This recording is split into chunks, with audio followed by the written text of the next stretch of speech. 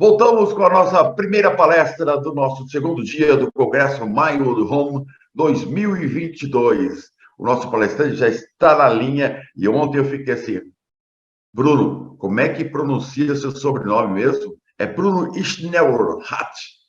Bom dia, Bruno, como é que vai? Tudo bem com você? Tudo bem, Paulo? Bom dia.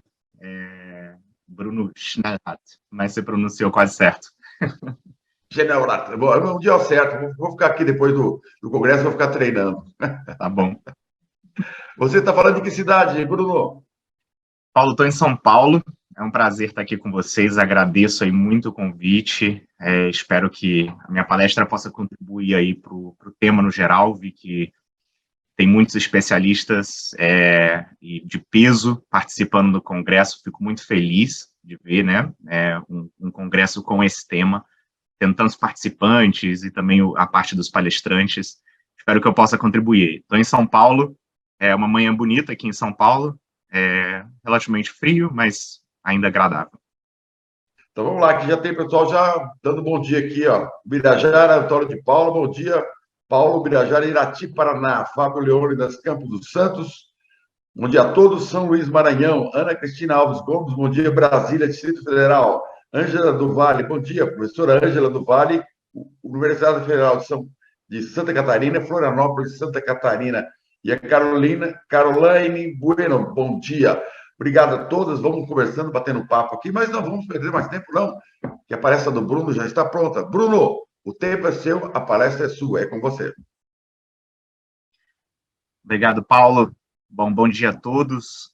Que bom que estão aí tão cedo, né? Assim, tão cedo não, mas 8 horas da manhã. Sei que muitas pessoas aí, né, estão em home office, mas deve ter gente, às vezes, se deslocando para o trabalho ou já no trabalho. Então, obrigado pela presença de todos.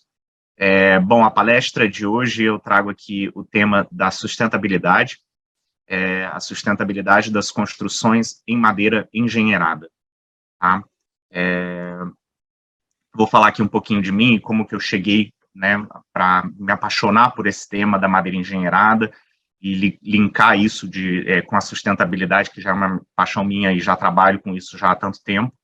Eu sou arquiteto, urbanista, formado em 2010, então tenho mais de 12 anos de experiência, e 4 desses anos eu concentrei minha experiência profissional e também um mestrado que eu fiz na Alemanha, em Berlim, e lá eu tive uma oportunidade de trabalhar numa empresa desenvolvendo projetos com uso de madeira engenheirada, conceito de pré-fabricação, modularização, eu explico logo mais. E depois eu integrei o time da Arcadis, é uma das maiores empresas de projetos e consultoria do mundo, como gerente de projetos e consultor de sustentabilidade com foco em materiais. Tive o prazer de trabalhar com Martin Hoffmann, um grande especialista em materiais na Alemanha, então trazendo muitas coisas de algumas certificações, como DGNB, a parte de desconstrutibilidade da construção. Então, temas muito interessantes, que fez cada vez mais entrar nesse mundo do material, da sustentabilidade no material da construção civil, né? Então, eu peguei uma experiência que eu adquiri, tanto do mestrado, né, da minha dissertação, que eu fiz com o tema madeira engenheirada, podendo estar vivenciando o dia a dia de um projeto sendo construído com material, e depois eu trouxe isso para o foco em materiais, e hoje eu integro o time da Sustentec, uma empresa líder no mercado de consultoria em sustentabilidade aqui no Brasil. Depois eu falo um pouquinho mais sobre ela, e também tenho trabalhado muito com essa parte de materiais, análise do ciclo de vida, entre outras, otimização, né, dos materiais da construção para reduzir o impacto da própria edificação. Tá? Eu também leciono o curso na PUC, um curso sobre o produto, sobre madeira engenheirada, e agora a gente vai entrar aí na 3ª turma já. Então, essa é mais ou menos a minha experiência, só um pouquinho sobre mim. Bom, nesse tempo na Alemanha, eu tive o prazer de acompanhar por mais de um ano a construção, né, a fabricação e a construção de um hotel de 2 a 3 estrelas, em Berlim, todo feito com quartos modulares, ou seja, todos os quartos eram pré-fabricados, transportados para o local, e lá eles eram posicionados e depois eram feitas as ligações de corredor, né? Esses quartos, eles vinham totalmente prontos, de fábrica, com a parte de acabamentos e todas os outros itens prontos. Eles eram basicamente um plug and play. Você chegava, você fazia as conexões de elétrica, de hidráulica, e depois o quarto estava pronto. Né? Esse hotel é um conceito da empresa que eu trabalhei lá. Era uma empresa era uma incorporadora, que desenvolvia os projetos e depois implementava esses projetos. E esse daqui é o Hotel New Hyde, hoje em dia, que fica em Berlim, e ele é um hotel interessante que ele é posicionado sobre uma edificação existente, um shopping center, né? Então, tinham diversas questões ali que dificultavam a execução e traziam desafios para você achar soluções de projeto que fossem viáveis, né, para esse caso aqui. Ele possui cerca de 4.500 metros quadrados, então tive a oportunidade de ver cada uma desses módulos sendo colocados. São quartos de 16 a 26 metros quadrados, dependendo, né, todos eles usando a modularização, a pré-fabricação, e foi um projeto que me fez ver o potencial do material, né, acompanhando desde a parte de fábrica, desde a Fabril, onde foi desenvolvido numa fábrica no sul da Alemanha, e depois transportado por carretas, né? Então eram sempre 2 módulos por carreta, transportados ao local já prontos, porque lá em loco eles não tinham muita área para poder fazer trabalhos, e eles precisavam exatamente transportar esses módulos praticamente prontos, né? Então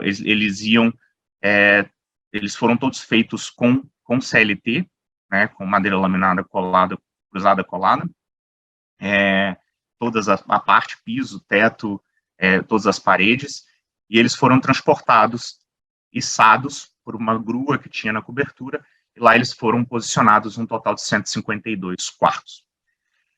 E, assim, o que eu vivenciei na Europa, observando esse projeto, observando alguns outros que eu tive a oportunidade, né, visitando fabricantes, conhecendo outras obras, que isso foi toda essa imersão de conhecimento nesse material, foi que lá eles não têm a necessidade, e assim, eu queria aqui colocar isso de uma forma com bastante cuidado, mas eles não veem tanta necessidade de expor o material, né? E eu sei que o material, assim, eu sou totalmente a favor de expor a madeira, porque eu acho que é um material lindo, eu acho que é um material que traz todo o conceito de biofilia, tem toda a questão do bem-estar, mas o que eu queria enfatizar nesse projeto aqui, em outros projetos que eu tive a oportunidade de conhecer na Europa, é que eles focavam em 2 coisas do material, e é o que eu quero trazer na palestra aqui de hoje.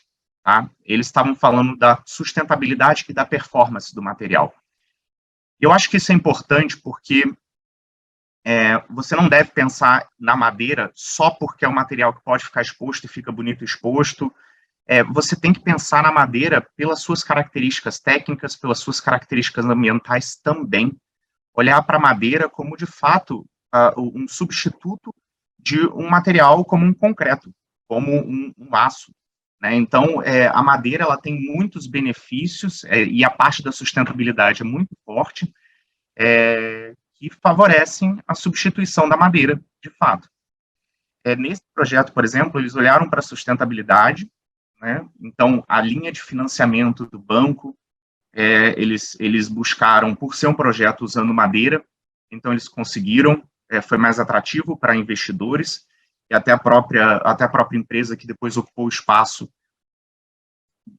adotou esse uso da madeira e falou, não, vamos fazer em madeira, porque tinha a opção de fazer ou em steel frame ou em madeira, e a opção foi fazer em madeira, e eles olharam para a performance, porque era um projeto que precisava de uma construção leve, então não dava para você usar alvenaria convencional ali em cima, né, porque você tinha a carga que era permitida ser colocada sobre a estrutura existente do prédio. Eles precisavam de um material que eles conseguissem pré-fabricar completamente, com precisão, né, montar esses módulos e, obviamente, comparado com outras tecnologias, a questão da sustentabilidade, que na Europa isso é muito focado, né? Eu achei muito interessante na palestra de ontem, não sei se alguns de vocês tiveram a oportunidade de ver a palestra da Ana, da URB, mas ela falou uma coisa que não necessariamente a gente precisa criar uma Madeirolândia. E eu sou muito a favor desse conceito de não criar obrigatoriamente uma Madeirolândia. Então, você não usar a madeira a todo custo. Você usar a madeira onde a madeira faz sentido. Né? E é isso que eu sempre tento colocar para os meus alunos, isso que eu sempre tento pontuar para os clientes. Quando a gente trabalha na parte de análise de ciclo de vida, olhando a otimização dos materiais, uso de materiais mais sustentáveis, a gente tenta trazer isso, usar a madeira onde ela tecnicamente faz sentido. Né? Aí, dessa forma, você não vai encarecer muito o seu projeto, e ele todo vai fazer mais sentido, vai ter a parte ambiental atrelada ao material que ali está performando o seu propósito, né? Lá, por exemplo, a gente vê muito a combinação, lá na Europa, na Alemanha, a gente vê muito a combinação de madeira com concreto nas lajes de piso, né?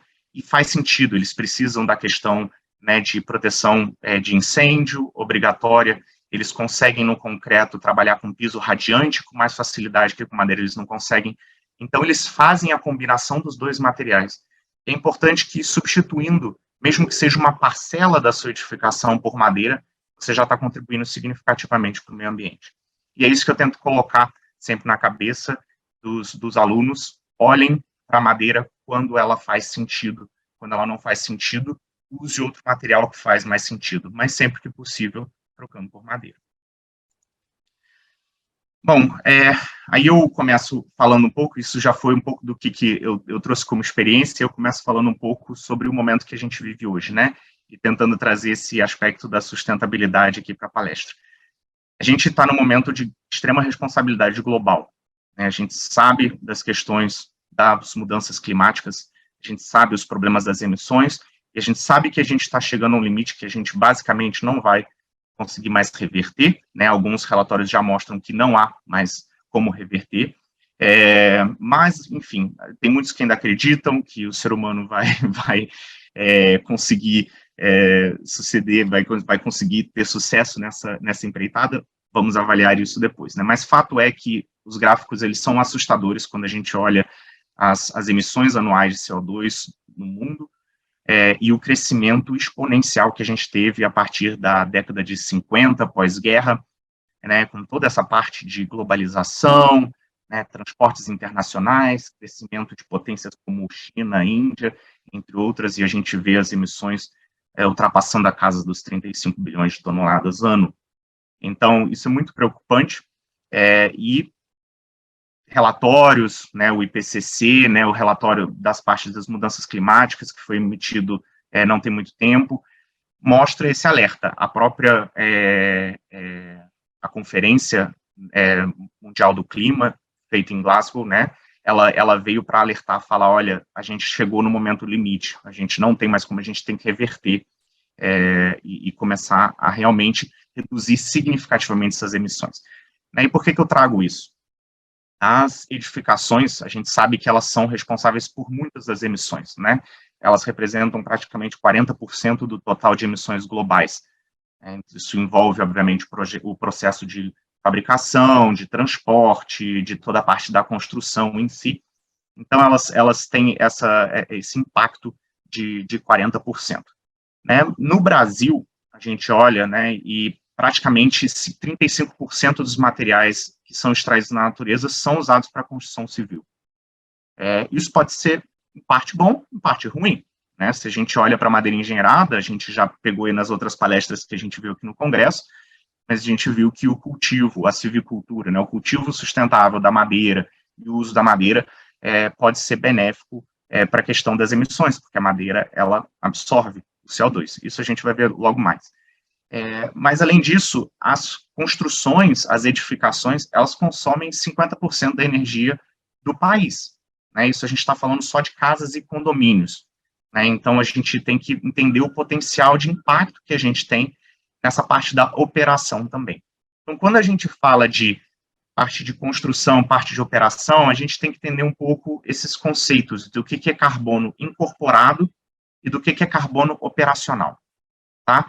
Aqui eu trouxe um gráfico aqui que é da própria norma europeia, né, que basicamente ela dita todos esses softwares, da base para todos esses softwares de análise do ciclo de vida, OneClick, E2, entre outros, né. Então, vocês veem aqui que onde está escrito aí embodied é carbono incorporado, e onde está escrito operational, carbono operacional. A gente tem os módulos que a norma divide na parte de produto, na parte de construção, na parte de manutenção e uso, fim de vida e a parte de pós-vida, pós-fim de vida, né, que eles chamam. Na parte de produto, a gente tem 3 módulos, a parte de extração, de transporte até a fábrica, onde vai ser manufaturado. Depois a gente tem a construção, a gente tem o transporte para o terreno, né, para onde está sendo construído, e a gente tem a parte da construção em si, e depois a gente tem a parte da manutenção e uso. Então, o uso do material, a manutenção, os reparos, a troca, e aí a gente entra no operacional. O operacional, o que é?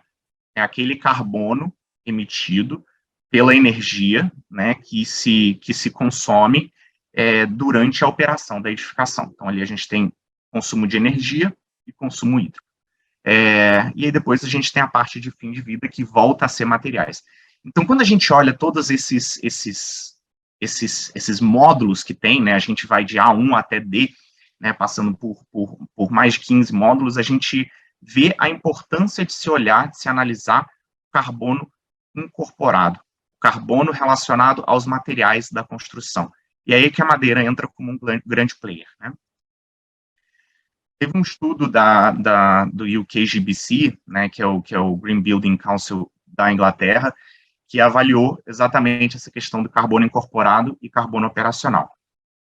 E verificou que, por exemplo, para uma residência, o carbono incorporado, ele pode chegar a mais da metade do carbono total daquela edificação ao longo da sua vida útil, né? Óbvio que, quanto mais longa for a vida útil dessa edificação, mais o carbono operacional vai impactar, porque essa edificação vai continuar tendo consumo de energia e de água durante todos os anos, pelos 50, 60, 80 anos que essa edificação tiver lá.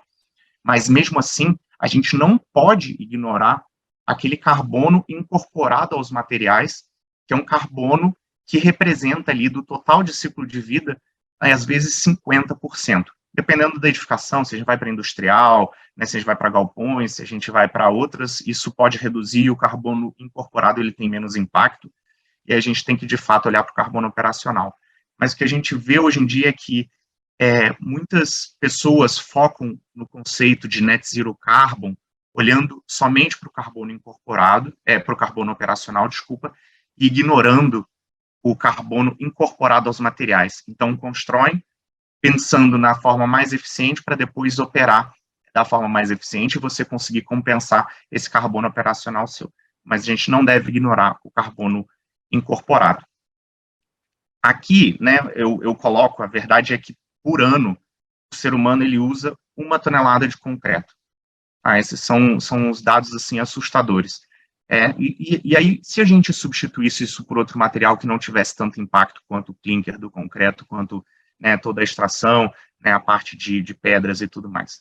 Tem uns estudos que foram desenvolvidos na Holanda que mostram que substituir 10% do volume de materiais da construção por madeira engenheirada reduz o impacto total da construção em 5% na Holanda inteira.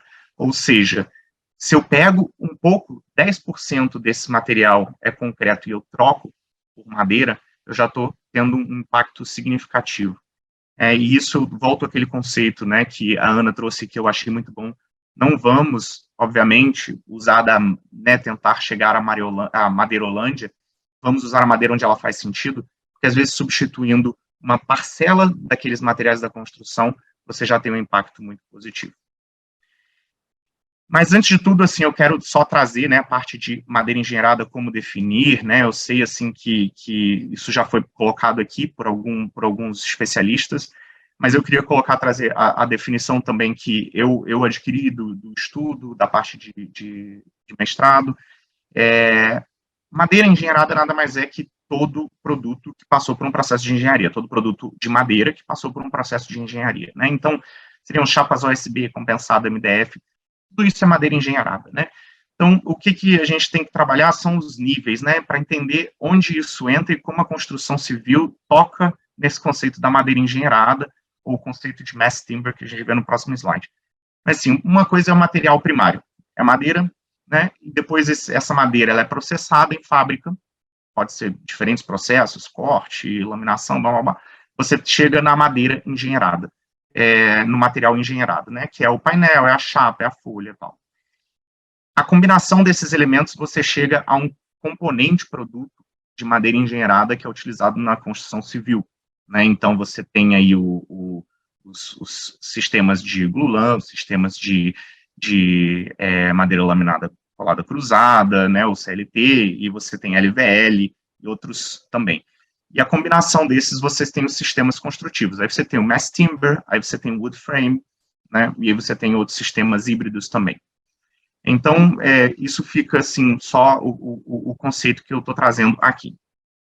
Então, madeira engenheirada, que, né, na Europa, chamada de timber, nos Estados Unidos, chamada de lumber, ela é essa madeira trabalhada, né, e outro conceito que a gente precisa trazer é o conceito de mass timber, que é a madeira massiva, né, mas, assim, muitos não gostam de traduzir, e é exatamente essa madeira, como o CLT, como o glulam, que são os tipos que a gente conhece muito aqui no Brasil, né, e que já vê projetos aplicando esse sistema aqui.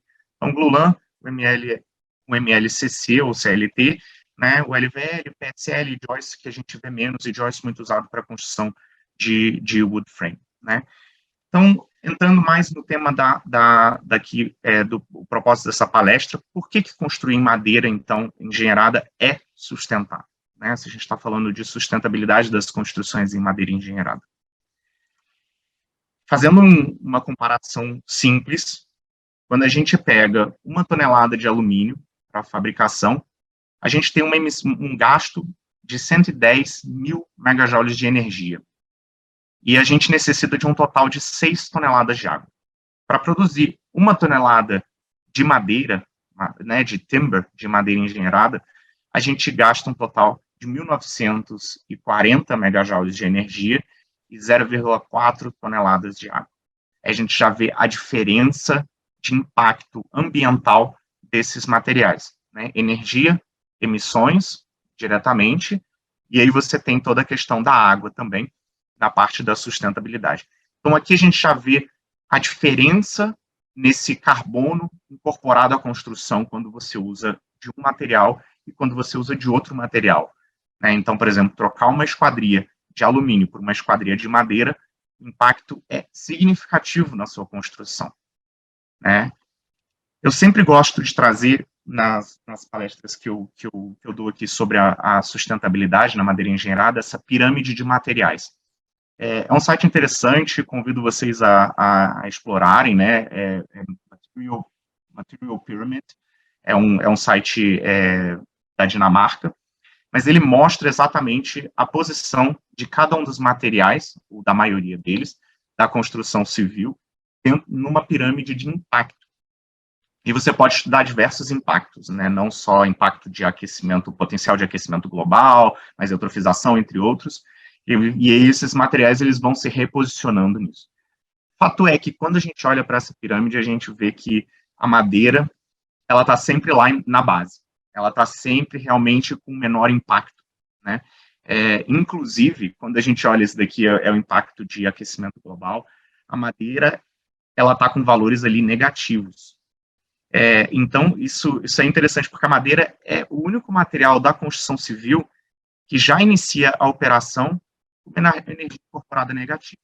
Por quê? Porque aquela árvore que foi utilizada para a fabricação daquele painel, daquela viga, daquele pilar, essa árvore absorveu o CO2 durante todo o seu crescimento. É isso que eu trago aqui no próximo slide, que mostra, isso daqui é um estudo feito na Nova Zelândia, mas que mostra como que 1 hectare de terra, né, se você troca, por exemplo, de agropecuária, você troca por plantio de madeira com fins de se desenvolver construções a partir dessa madeira, então, seja pensando em madeiras, né, mais leves,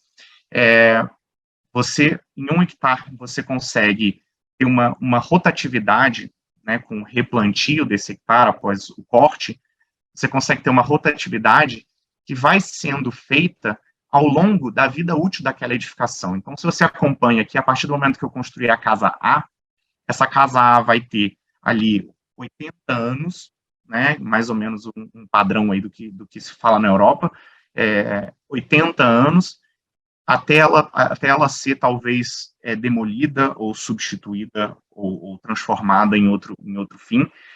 E nesse tempo, você consegue ter 3 ciclos de cultivo e corte daquela madeira.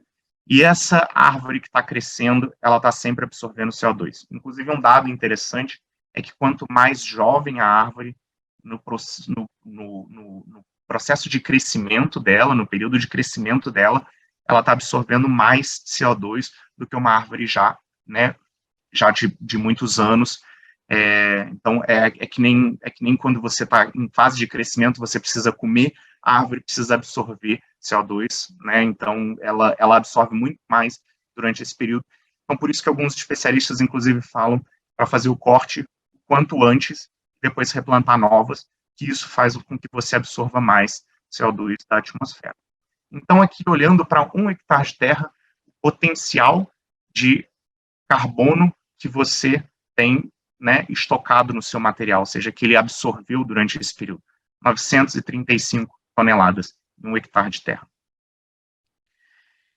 Bom, e aí entrando na parte de resíduos, como eu falei, aquela edificação depois dos seus 80 anos, ela vai precisar, né, ou passar por uma renovação, ou vai ser demolida, vai ser transformada. A vantagem é que com a madeira, a gente tem aí o que eles chamam de 4 vidas, né, na parte de resíduos. Então, de um uso nobre nessa primeira vida, a madeira ela passa a ser uma madeira recuperada para usos menos nobres numa segunda vida, que é uma madeira que vai ser usada para a construção de algum galpão, né, de alguma estrutura efêmera, enfim, essa seria a segunda vida, que é essa parte de madeira recuperada, esse reclaimed timber. Depois isso vai para a terceira vida, né, e aí a gente usa a madeira para fins menos úteis, menos nobres, desculpa, a parte de formas da construção e talvez alguns mobiliários que, inclusive, estão bem na moda, né? E aí depois a gente vai para uma quarta vida, que é a última vida da madeira, que essa madeira ainda, depois de ser utilizada para esses fins menos nobres, ela consegue ainda ser fonte de energia, né? Então, ela pode passar por um processo de queima para geração de energia. Então, isso são 4 vidas que mostram o potencial da madeira em contribuir para a questão dos resíduos. Então, quando a gente fala de redução dos resíduos com a construção em madeira engenheirada, a gente não fala só dos resíduos da construção civil, mas a gente tem que pensar nos resíduos futuros dessa edificação. Então, por isso que é tão importante usar de um material que a gente consiga, de fato, aplicar os conceitos de desconstrutibilidade, de como a gente consegue desmontar aquela edificação no final da sua vida, para que a gente não tenha, de fato, que sobrecarregar aterros com aquele material. Outra questão interessante é a parte de eficiência hídrica na construção. A gente viu lá atrás, né, o gráfico mostrando a diferença de água que você usa para produzir alumínio e a diferença de água que você usa para produzir madeira. Um estudo acadêmico que foi exposto pela Rotoblas, que é uma das grandes fabricantes de parafusos, mostrou que uma construção de 6 unidades habitacionais, ou seja, uma construção de médio porte, você fazendo ela em madeira, ao invés de fazer ela em concreto, você economiza 70% de água, de desperdício de água que você teria na construção em concreto, né? Isso equivale a uma piscina olímpica de água para 6 unidades de habitação, ou 2,5 milhões de litros de água, né? Então, o impacto aqui, ele é significativo, né? Só para que vocês entendam, esse daqui foi um estudo feito com CLT, né? Então, 3 metros cúbicos de água por metro quadrado de estrutura contra 8,4 metros cúbicos de água para o concreto. Então, aí você vê a diferença e que deu essa variação tão grande, né? E aí, entrando um pouco também na parte estrutural, mas isso eu vou passar bem rápido, não é porque a madeira tem todos esses benefícios que ela deixa de ter uma performance estrutural adequada. Isso eu acho que até vem palestras aí para frente que vão trazer mais essa parte, e isso eu não vou tocar aqui agora, mas quando a gente olhou lá o Sky Park Berlim, o hotel que foi feito em Berlim, por que eles usaram na madeira? Porque a madeira era leve e, ao mesmo tempo, ela conseguia performar muito bem na parte de estrutura também. Então, você vê aqui que as softwoods, que são usadas muito na parte de madeira engenheirada, elas são similares ao aço. E aqui no gráfico ao lado você vê depois os gráficos que mostram o uso dos sistemas construtivos de madeira engenhada, então o wood frame, o MLCC e o próprio MLC, e como eles são usados em relação ao número de pavimentos que você tem na sua edificação. Indo para a performance termoenergética, que aí a gente já olha para a questão do carbono operacional, o consumo de energia que esse edifício vai ter. A madeira ela tem uma baixíssima condutividade térmica quando comparada a outros materiais, então isso melhora a performance da envoltória da sua edificação. Isso lá na Europa é muito importante, porque lá eles têm temperaturas muito baixas, então eles precisavam de um material que tivesse essa performance para não ter que colocar muitas camadas de isolamento térmico. Então a madeira ela jogava a favor. E aqui você vê, comparado com o concreto, a condutividade térmica da madeira é muito inferior. Isso vai melhorar muito o seu consumo, o seu conforto térmico, reduzindo sua conta de luz por conta de ar-condicionado. E aí, eu fecho só mostrando a questão da madeira na circularidade. A gente sabe que a gente precisa buscar essa economia circular, reduzir os resíduos, pensar nas emissões, com a circularidade também a gente evita emissões. Então, como a madeira se integra a isso? As árvores são uma fonte renovável, elas armazenam carbono, a gente olhou isso lá atrás, elas passam por um processo de produção, depois para se tornar o produto engenheirado, que constrói edificações com boas propriedades térmicas e boas propriedades acústicas, mas acústicas eu deixo aqui um asterisco, que isso tem que ser olhado com cuidado, mas isso daí é assunto para uma outra palestra. E essa madeira, ela tem as vidas dela, então ela passa por um reuso, reciclagem, ela pode, inclusive, voltar para a fábrica depois, para poder ser produzido um novo material, ou então, no fim de vida, ela vai para uma queima, e toda essa queima, ela consegue ser absorvida por aquela floresta que está crescendo, a gente viu lá 1 hectare sendo cultivado de 15 em 15, de 20 em 20 anos, você consegue criar árvores que vão estar absorvendo esse CO2. Ela integra muito a circularidade, e fecha isso de uma maneira ideal. E aí, só falando um pouco sobre como o mercado vem impulsionando a indústria 4.0, a nova revolução industrial, a quarta revolução industrial, você vê que praticamente todos esses pontos que a indústria 4.0 traz vem impulsionando a construção em madeira engenheirada, desde a construção pré-fabricada modular, desde a parte das tecnologias dos materiais da construção, a madeira engenheirada é um deles, então a automação da construção, a gente tem maquinários cada vez mais presentes nas fábricas que usam madeira engenheirada, entre outros. Bom, e agora só para finalizar, falar um pouquinho da Sustentec, a empresa que eu sou gerente de novos negócios. A Sustentec ela é uma empresa já de 15 anos de atuação no mercado brasileiro, desde 2007, ela tem mais de 600 projetos, maior parte deles com certificações de sustentabilidade, das mais diversas, e a gente atua em todo o Brasil e no exterior. Os nossos serviços eles estão divididos em 3 grandes pilares, o pilar E, o pilar S e o pilar G, ESG. Na parte do pilar E, de ambiental, a gente tem toda a questão de edificações sustentáveis Smart Cities. Então, aqui que a gente entra com assuntos como análise de ciclo de vida de materiais, para a gente poder otimizar os materiais da construção civil em alguns projetos. Na parte de social, a gente entra com a questão da saúde e bem-estar do ambiente construído, trazendo certificações de saúde e bem-estar que estão agora tanto no mercado, mas também a parte da biofilia ligada à madeira. E no G, na governança, a gente tem a gestão dos ativos imobiliários com ferramentas exatamente para fazer toda essa gestão de ativos já construídos que estão em operação. Isso daqui só mostrando um pouco do trabalho que a gente tem feito. Essa daqui é uma consultoria de materiais que a gente está fazendo para um grande empreendimento no Ceará. O empreendimento conta com diversos amenities, né, coworking, sede administrativa, entre outros, conta com diversas tipologias de casas que são assinadas por um arquiteto renomado, e essas tipologias de casa, elas são vendidas junto aos lotes. Então, a gente está fazendo um trabalho em cada tipologia de casa de otimizar os materiais da construção civil a partir de uma análise do ciclo de vida. Então, como é que a gente faz essa análise do ciclo de vida? A gente levanta os materiais da construção, né, e a gente visa a substituição desses materiais por materiais de menor impacto.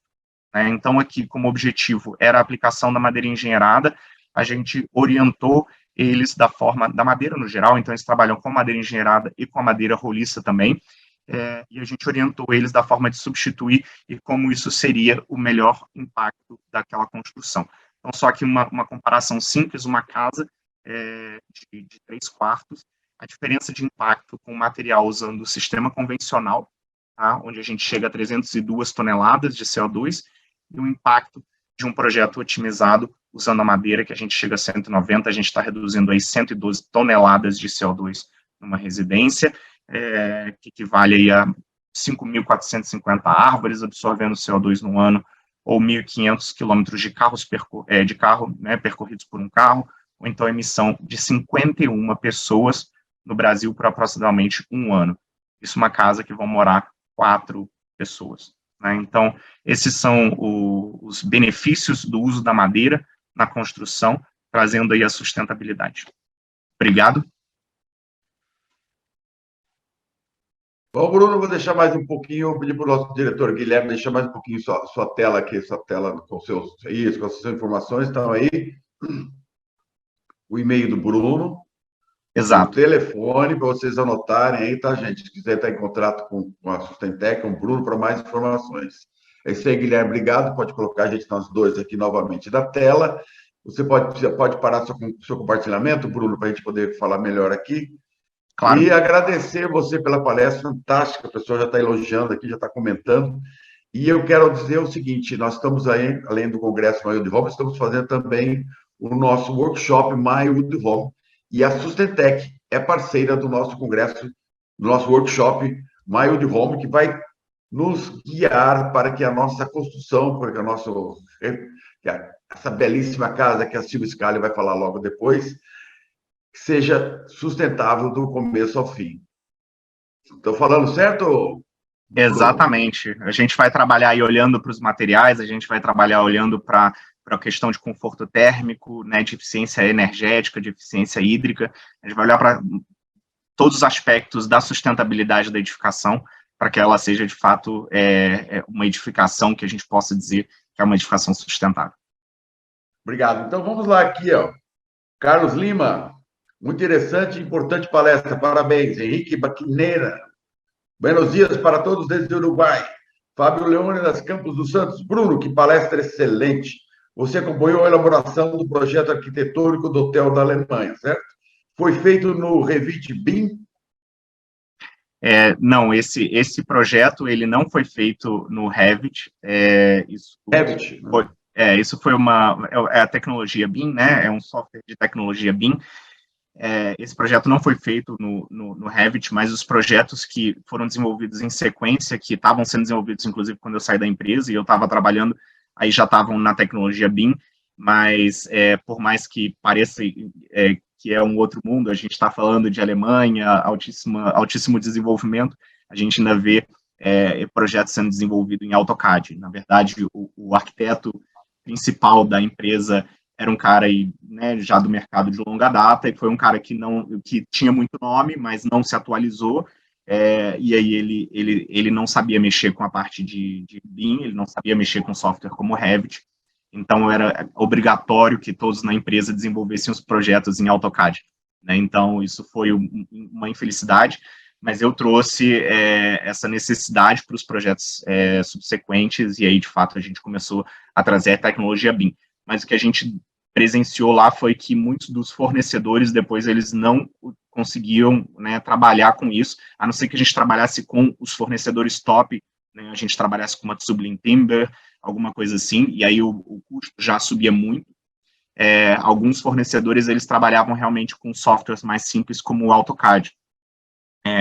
Lá acontece muito que os fornecedores, você tem muita diversidade, né?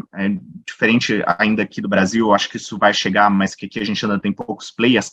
Lá você tem muitas empresas que faziam móveis ou pequenas residências que daqui a pouco elas decidem, vou expandir, vou começar a construir madeira engenhada, vou começar a produzir isso e vou começar a atacar o mercado, porque eles veem o potencial disso, né? Então, uma das empresas que a gente trabalhou era isso, era uma empresa familiar, de repente decidiu expandir e deu conta de fazer os 152 módulos, né? Então, essas empresas ainda têm dificuldade de se adaptar a essas tecnologias. Bom, Leônidas complementa aqui. Você conhece ou recomendaria algum site com famílias de materiais baseados em madeira para projetos em software BIM? Família de materiais, não. Para software BIM, não. Como eu falei, eu trabalhei lá muito pouco nisso. Hoje em dia eu trabalho na parte de consultoria, né? Lá na Alemanha eu já entrei nessa parte da consultoria e aqui na parte da consultoria. Então eu não tenho exatamente um site para te recomendar com famílias BIM. Desculpa. Tá ótimo.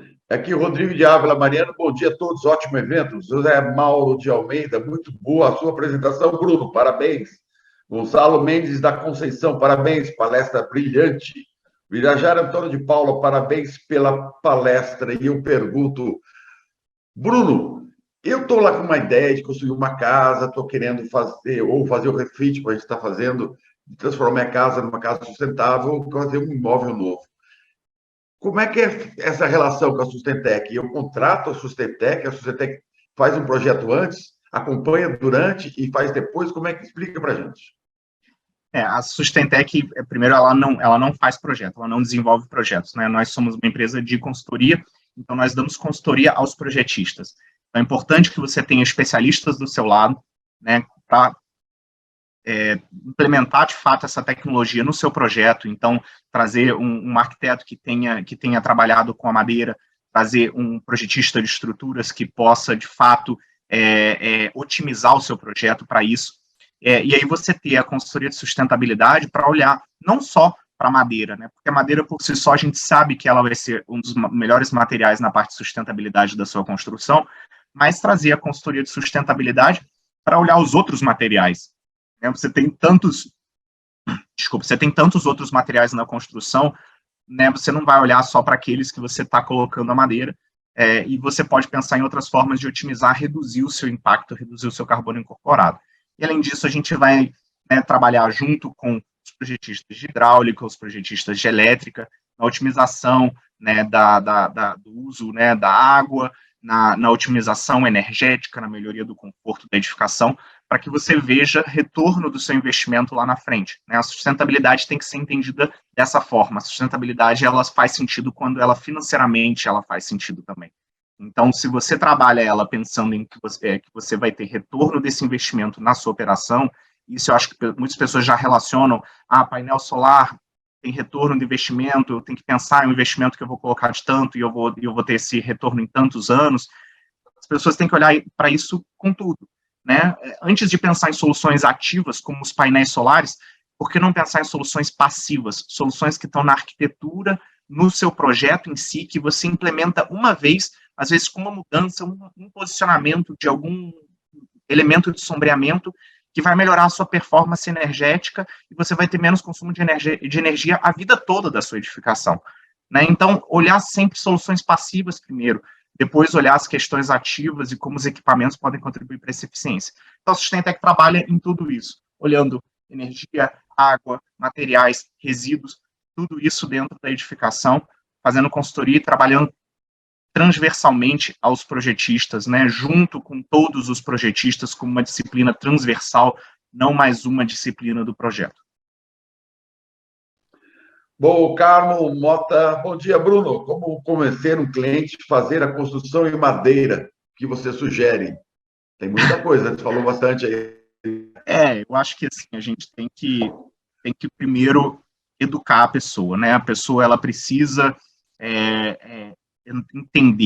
entender o problema, eu acho que hoje em dia a gente já tem um cenário que está favorecendo muito, as pessoas entendem a questão das mudanças climáticas, a maioria dos clientes já vão olhar com preocupação para as gerações futuras, já vão olhar como é que eu posso, né, construir de uma maneira que impacte menos, para isso não impactar na vida do meu filho, neto, bisneto.